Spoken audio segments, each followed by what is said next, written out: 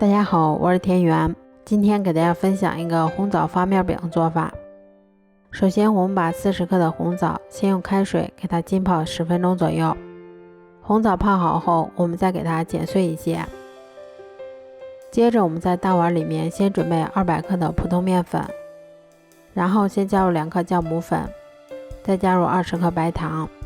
最后再把红枣碎也加进来。接着我们用筷子先把它们充分搅拌均匀，搅匀后我们再少量多次的加入大约120克的清水，然后用筷子先把它们搅拌成这种面絮状，最后我们再下手把它揉成像这种偏软一些的光滑面团。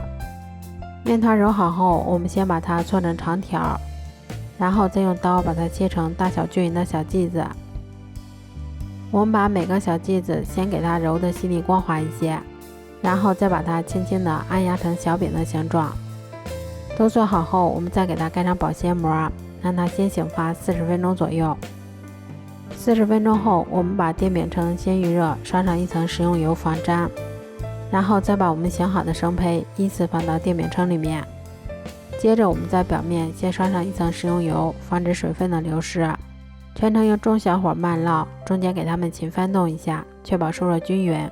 最后一直烙至两面金黄后就可以出锅啦。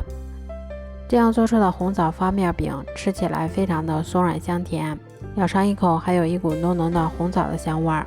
如果喜欢的话就试试吧，喜欢我的视频就关注我吧，谢谢您的支持。